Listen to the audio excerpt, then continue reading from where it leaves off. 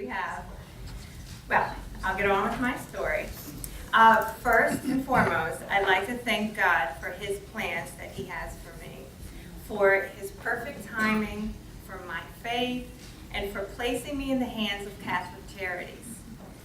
The Lord knew what a major stepping stone they would be for me, and they were. Now, I'll give you a little background about myself. We all have a history, full of good, full of bad, but here's mine. I grew up in an extremely abusive home, suffering all types of abuse.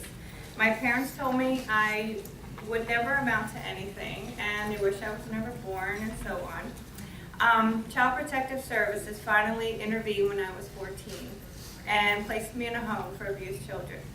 But the damage was already done. My self-worth and my confidence level was rather low. And as a result, I feel that I ended up in abusive relationships as an adult. I married young at 17, moved to Puerto Rico, and had my first 3 children. I suffered through 19 years in an abusive, controlling relationship. I eventually found the courage to move back to Maryland, and I sought out SARC. And with their help, I was able to divorce safely. But then I quickly jumped into another marriage with a childhood friend that I reunited with. Again, I suffered abuse. But this time, alcoholism and addictions were involved. Our financial situation was very bad, and we spent many weeks without electricity during winter and summer months. We were constantly being evicted from somewhere. We ended up homeless and in a tent in Susquehanna. We eventually were able to rent a house in Abingdon for about 4 years, and I had a daughter during that time. I definitely felt stuck, very stuck. And once again, eviction was encroaching upon us, and I had no job, no money, no transportation, and I found out I was expecting again. Despite all this, I still had my hopes and dreams. I wanted my own home, to own my own home with a lot of land, and most important, I had to have a red barn. I always loved red barns. So I decided that I had enough.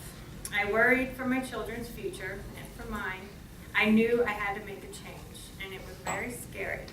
But thanks to my faith, I knew the Lord would be by my side the whole way. I called Anna's house and was put on a waiting list.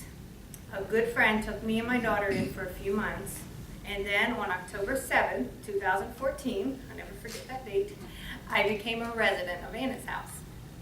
I don't know where I'd be right now if it wasn't for them taking a chance on me.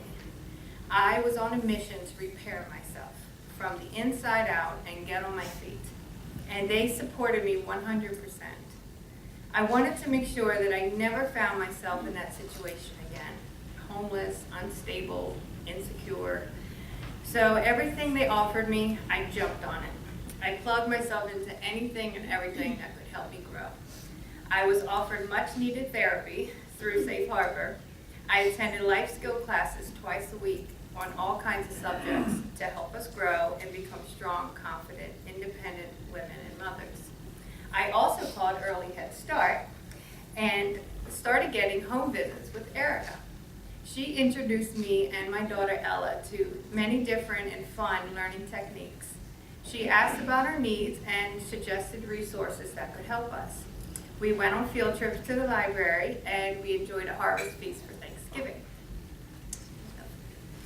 Slowly but surely, Anna's house and Early Head Start helped me to make many of my dreams a reality. I wanted to take a skill I already had and turn it into a profitable business. They helped me to start my own cleaning company. And Catholic Charities funded me all the cleaning supplies, liability and bonding insurance, childcare costs, and even proper work shoes and orthotic inserts I needed. I applied for Vehicles for Change program and was quickly blessed with a car. And in August 2015, I started working for myself. This woman who was told she would never amount to anything, this woman that was living in a tent in the woods, is now a full-fledged business owner.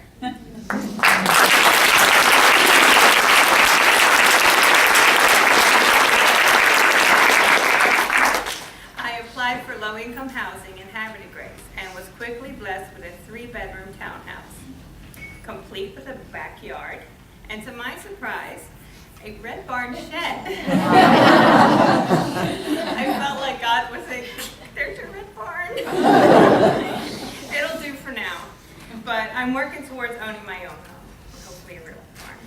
I'm building up my credit, saving money, and working with a caseworker in the financial self-sufficiency program. My business is growing, and we still enjoy our visits from Erica and my therapist. My wish and hope is that Anna's house will have the financial means to continue to empower women and mothers to become independent and self-sufficient so we can have more success stories like mine.